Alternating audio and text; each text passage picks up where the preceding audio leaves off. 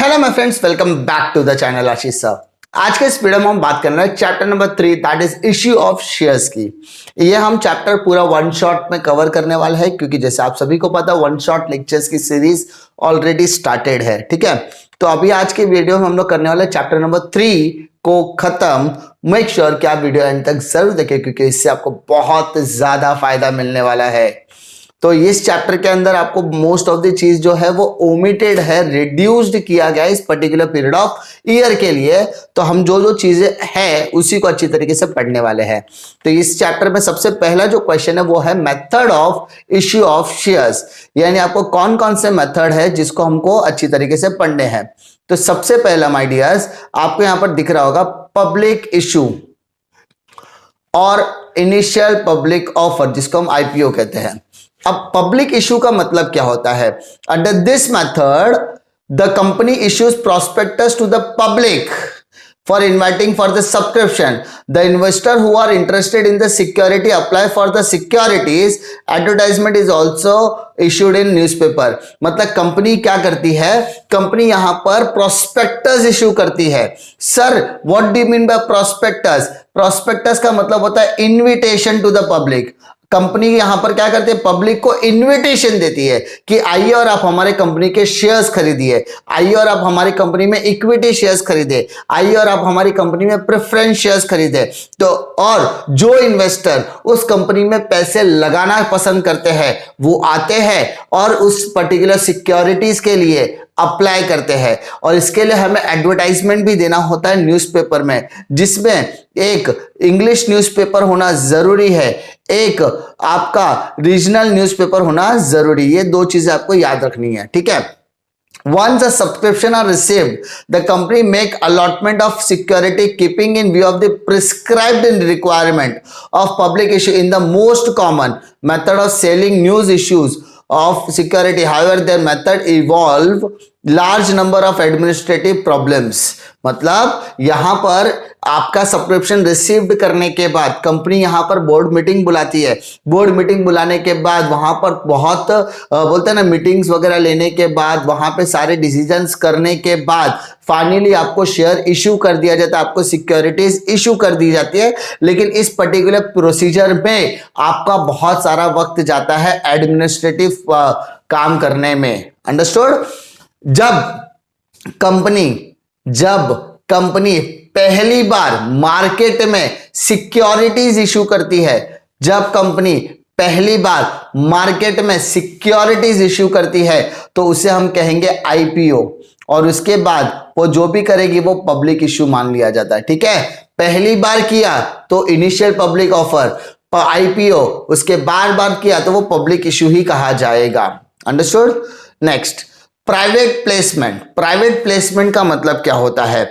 When a process of inviting subscription to the securities of corporate issue by means other than public offering is called as private placement। मतलब आप publicly prospectus issue करके लोगों को नहीं बुला रहे हो, आपको सिक्योरिटी इशू तो करनी है लेकिन आप पब्लिकली प्रोस्पेक्टस इशू करके लोगों को नहीं बुला रहे हो।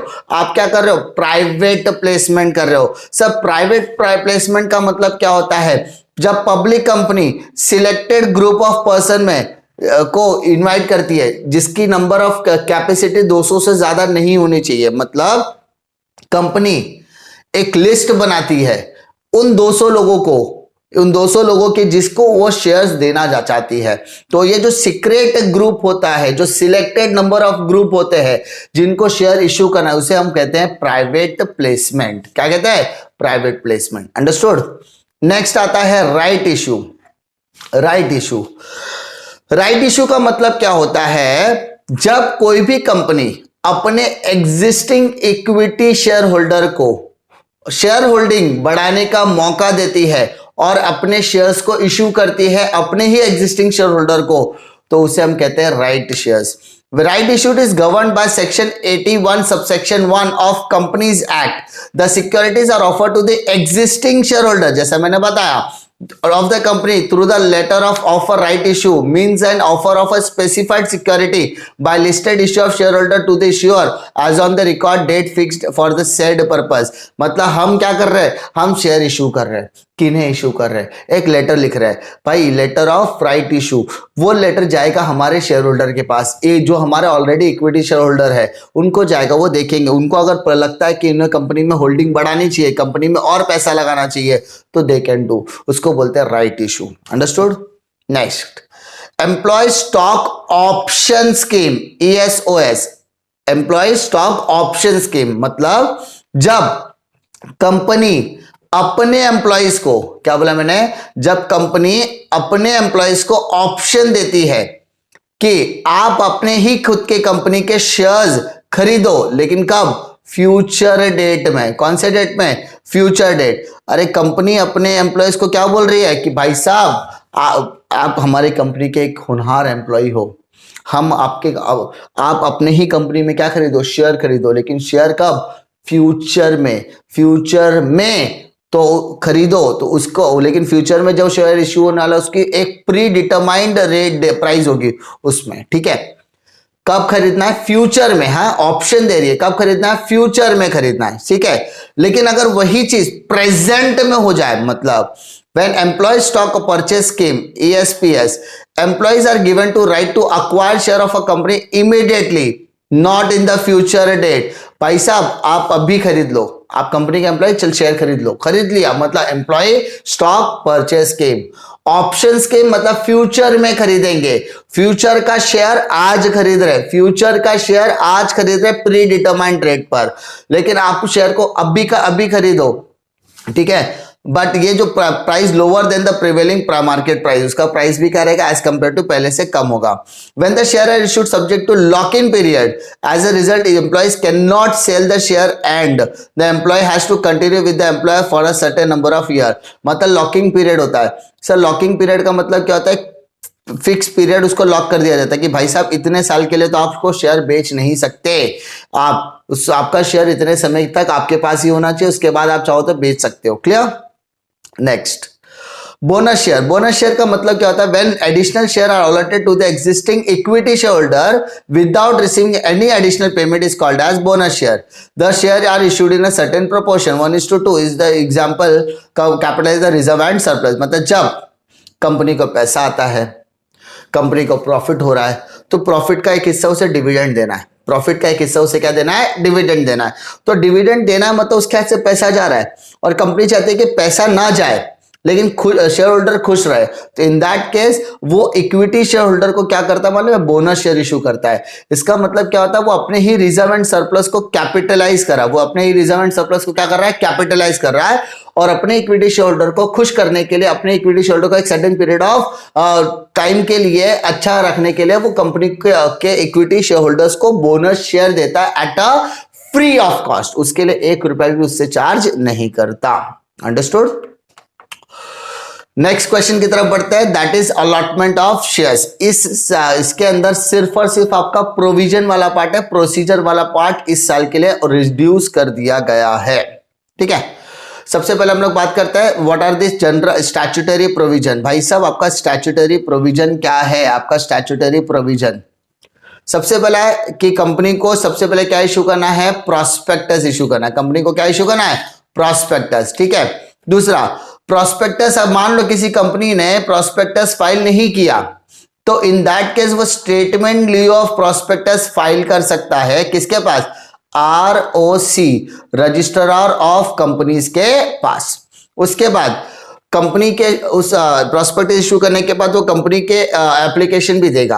अब जिन लोगों को कंपनी में अलॉटमेंट चाहिए, जो लोग कंपनी में पैसा लगाना चाहते हैं, वो उस फॉर्म के साथ, एप्लीकेशन फॉर्म के साथ फॉर्म भरेंगे और एप्लीकेशन मनी क्या करेंगे? पेड करेंगे। क्या करेंगे? एप्लीकेशन मनी पेड करने वाले हैं।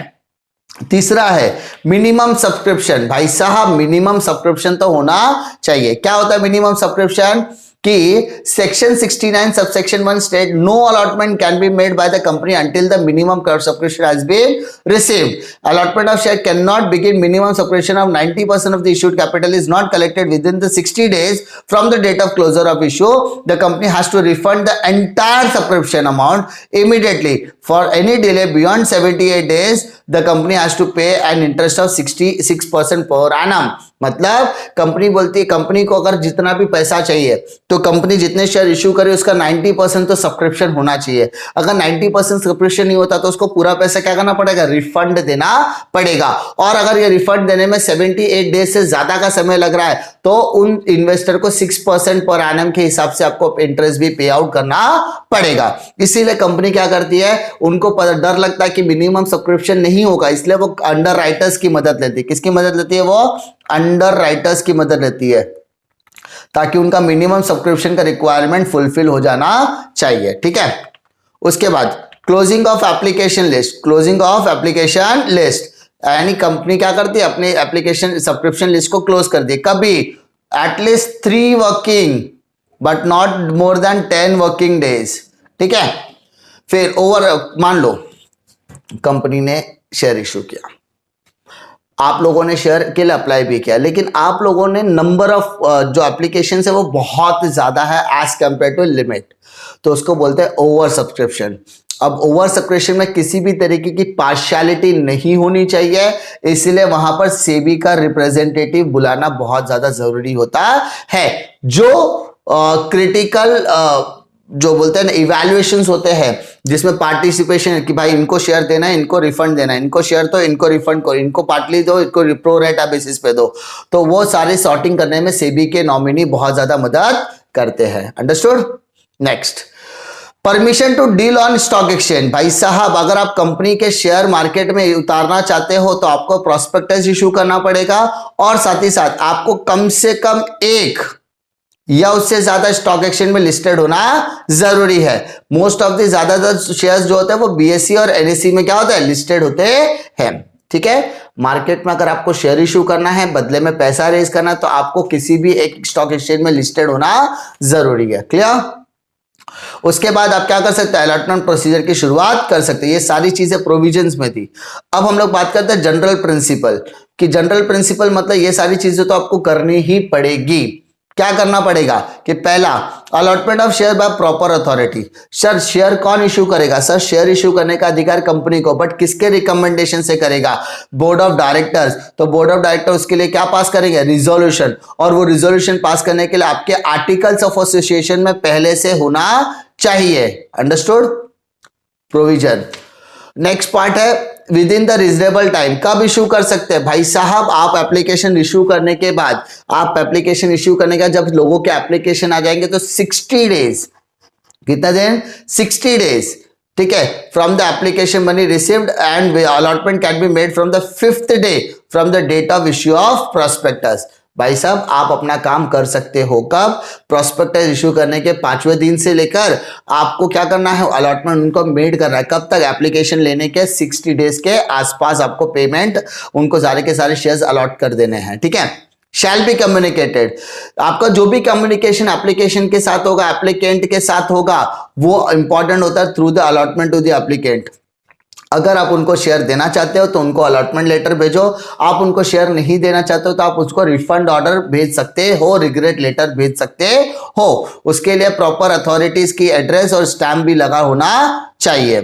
ठीक है, absolute and unconditional. Absolute and unconditional कि भाई आप जब शेयर इशू करोगे ना अलॉटमेंट में, उसमें किसी भी तरीके के हिडन टर्म्स एंड कंडीशन नहीं होने चाहिए। यानी the terms and condition should be absolute and unconditional. No change in the terms of allotment और condition can be added at the time of allotment. आप बाद में कोई चेंजेस नहीं कर सकते। अलॉटमेंट करने से पहले ही, एप्लीकेशन करने से पहले ही आपका माइंड क्लियर होना चाहिए, आपका प्रोसीजर वर्क पूरा क्लियर होना चाहिए। ठीक है, उसके बाद हम लोग बात करते हैं कि ये जो प्रोसीजर है वो आपका रिड्यूस वाला पार्ट है, तो इसलिए हम लोग यहां पर करने वाले नहीं है। ना come to share certificate, directly हम लोग शेयर सर्टिफिकेट की तरफ आते हैं। क्या कहता है शेयर सर्टिफिकेट, क्या सुना है ना, शेयर सर्टिफिकेट क्या होता है। Share certificate is a refer to a document which is issued by the company for evidencing that a person is named in the certificate is the owner of the share of the company is as stated in the share certificate. Indian Companies Act mandate my company for issuing share certificate. अगर आपने company के shares खरीदे तो company आपको बदले में एक proof of document देगी। उस प्रूफ ऑफ डॉक्यूमेंट के अंदर शेयर होल्डर का नाम लिखा होगा और वो आपको बताएगा कि उस सर्टिफिकेट के ऊपर जिस इंसान का नाम लिखा हुआ है वो उस कंपनी के शेयर होल्डर है, वो यानी वो उस कंपनी के शेयर होल्डर, उसने उस कंपनी के शेयर्स खरीदे हुए हैं, वो आपको बताएगा। वो एक आपके एविडेंस के तौर पर काम करता है। और इंडियन कंपनीज एक्ट ने क्लियरली कहा है कि whether the company is private limited company और पब्लिक लिमिटेड कंपनी, कंपनी चाहे पब्लिक हो या कंपनी चाहे पब्लिक लिमिटेड कंपनी, दोनों ही शेयर सर्टिफिकेट 100% इश्यू करेंगे। उस शेयर सर्टिफिकेट के अंदर क्या क्या चीजें लिखी होनी चाहिए, क्या क्या कंटेंट होने चाहिए? तो सबसे पहले name and address of the registered office of the company, company का नाम, कंपनी का रजिस्टर्ड एड्रेस होना चाहिए। उसके बाद शेयर होल्डर का क्या होगा? नाम होगा। शेयर सर्टिफिकेट का सीरियल नंबर होना जरूरी है। आपने कितने शेयर हेल्ड किए हैं, आपके नंबर ऑफ शेयर्स कितने और आपके कौन सा शेयर है, इक्विटी है, प्रेफरेंस है। अच्छा, प्रेफरेंस में भी कौन सा, redeemable, irredeemable, convertible, non convertible, वैसे को जो टाइप से वो और होना चाहिए। कंपनी का नॉमिनल वैल्यू क्या है, कंपनी के शेयर्स पे डिस्टिंक्टिव नंबर क्या है, आपने कौन सी डेट को शेयर सर्टिफिकेट इशू किया है, उस सर्टिफिकेट पे 2 डायरेक्टर की एक सिग्नेचर होनी चाहिए और एक शेयर सेक्रेटरी की सिग्नेचर होनी जरूरी है। उसके ऊपर कंपनी का ठप्पा लगाना चाहिए और सबसे इंपॉर्टेंट चीज face value of the share, जिसको हम नॉमिनल वैल्यू भी कहते हैं। अंडरस्टूड? डिफिकल्टी, कॉलन शेयर जो है वो हमारा रिड्यूस्ड वाला पार्ट है, इसलिए हम लोग यहां पर करने वाले नहीं है। ठीक है, ये हमारा रिड्यूस वाला पार्ट है तो हम लोग यहां पर नहीं करेंगे। अंडरस्टूड? नेक्स्ट आते हैं सीधा आपको यहां पर देखो फॉर फीचर है, सरेंडर है, वो भी आपका हिस्सा नहीं है। सीधा आता है ट्रांसफर ऑफ शेयर्स। अब आप लोगों ने याद होगा कि अब मैंने आपको ट्रांसफर ऑफ शेयर्स एंड इसका डिस्टिंग्विश बिटवीन करवाया है, तो अगर आप डिस्टिंग्विश कर लोगे तो आपको transfer of shares and transmission का ये शॉर्ट नोट करने की जरूरत नहीं है। ठीक है, तो भी what do you mean by transfer of shares? Transfer of shares का मतलब क्या होता है? When the investor wants to transfer his ownership, ठीक है, from one person to another is called as transfer of shares. अब ट्रांसफर ऑफ शेयर्स करेंगे तो क्या होगा कि भाई साहब अगर आपका नाम वहां से रिमूव हो जाएगा, वो कहां से रिमूव हो जाएगा? आपका नाम रजिस्टर ऑफ मेंबर से रिमूव हो जाएगा और आपने जिसको ट्रांसफर किया है उसका नाम उस रजिस्टर ऑफ मेंबर्स में एंटर हो जाएगा। ठीक है, जो पर्टिकुलर पर्सन अपने शेयर्स को ट्रांसफर कर रहा है उसको ट्रांसफरर बोला जाएगा और जिसके नाम पर वो ट्रांसफर कर रहा है उसको ट्रांसफरी कहा जाएगा। सिंपल, मतलब ए ने अगर बी को नाम पे ट्रांसफर करना है तो ए का नाम उस रजिस्टर ऑफ मेंबर से हट जाएगा क्योंकि वो कंपनी के शेयर होल्डर शायद नहीं होंगे, और जिसको वो ट्रांसफर कर रहा है उसका नाम रजिस्टर ऑफ मेंबर्स में आ जाने वाला है। मानो in case of public company shares are freely transferable subject to provision of articles of association, whereas in case of private limited there are restriction for on free transfer of shares। अगर आप public limited company की बात कर रहे हो, अगर आप public limited company तो आप शेयर्स को फ्रीली ट्रांसफरेबल कर सकते हो, लेकिन प्राइवेट लिमिटेड कंपनी में आप शेयर को ट्रांसफर नहीं कर सकते। सिंपल।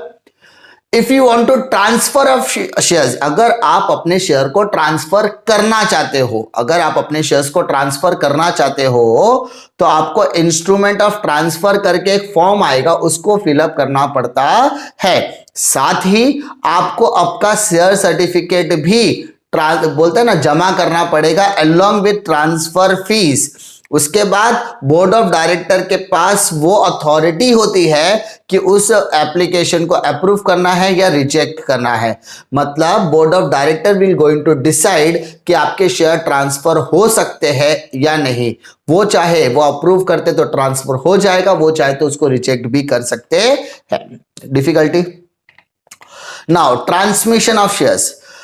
ट्रांसमिशन ऑफ शेयर्स का मतलब क्या होता है? जब कोई भी इंसान, ठीक है, जब व्हेन द रजिस्टर्ड पर्सन का डेथ हो जाती है, डिकीज्ड, या वो पर्टिकुलर पर्सन इंसॉल्वेंट हो जाता है, ठीक है, तब उसका कोई भी लीगल रिप्रेजेंटेटिव, जब उसका उस कंपनी उस पर्टिकुलर इन्वेस्टर का legal representative with the help of law उसके शेयर्स उसके नॉमिनी के नाम पे ट्रांसफर किया जाएगा तो उसको बोलते हैं ट्रांसमिशन ऑफ शेयर्स। मतलब जब किसी भी रजिस्टर्ड कंपनी में, जब किसी भी कंपनी के अंदर रजिस्टर्ड इन्वेस्टर, रजिस्टर्ड मेंबर कि डेथ हो जाती है या वो इंसॉल्वेंट हो जाता है वो लूनेट हो जाता है, लूनेसी यानी पागल हो जाता है, तो इन दैट केस उसके लीगल रिप्रेजेंटेटिव, ठीक है, कानूनी मदद से उसके शेयर किसी भी नॉमिनी को ट्रांसफर कर देते हैं, तो उसे हम बोलते हैं ट्रांसमिशन ऑफ शेयर्स। बस फर्क यही है कि आपको वो डेथ और इंसॉल्वेंसी का जो प्रूफ होगा उसको वो सबमिट करना पड़ेगा। अगर, ठीक है, और ये सारी चीजें करने के लिए आपकी कंपनी में वो आर्टिकल ऑफ एसोसिएशन में लिखा होना चाहिए। अगर मान लो इस तरीके का रूल्स एंड रेगुलेशन आपकी कंपनी में नहीं लिखा है तो टेबल एफ के थ्रू वो ट्रांसमिट कर सकते हैं। अंडरस्टूड? Transmission is possible. आपको क्या करना है, transfer of shares and transmission of shares में आप डिस्टिंग्विश कर लोगे तो आपका बहुत ज्यादा एडवांटेज हो जाने वाला है। उम्मीद करता हूं कि आपको इस वीडियो में कोई भी दिक्कत नहीं आएगी। अगर आपको किसी भी तरीके की डिफिकल्टी आती है या आप कोई चैप्टर करवाना चाहते हो तो आप कमेंट सेक्शन में अपना कमेंट ड्रॉप कर सकते हो। और आपको डिस्क्रिप्शन बॉक्स में जरूर चेक करना, वहां पर आपको इंग्लिश ग्रामर की series, most important question for board examination, बीके का पूरा सिलेबस, साथ ही साथ वन शॉट लेक्चर्स की लिंक भी आपको वहां पर प्रोवाइड कर दी जाएगी। आपसे गुजारिश है कि आप सिर्फ और सिर्फ पढ़ाई करते रहो। किसी भी तरीके की डिफिकल्टी आएगी तो मैं आपके साथ बना हुआ टेलीग्राम चैनल को जरूर ज्वाइन करिए, क्योंकि वहां पर डेली एमसीक्यूज में वहां पर प्रोवाइड करता रहता हूं। उम्मीद करता हूं कि आपको वीडियो पसंद आएगा। पसंद आता तो लाइक करो, दोस्तों में जरूर शेयर कीजिए। इसी तरीके के वीडियो के लिए चैनल पे बने रहिए। मिलता हूं मैं आपको अगले वीडियो में एक और लेक्चर वीडियो के साथ। तब तक के लिए जय हिंद।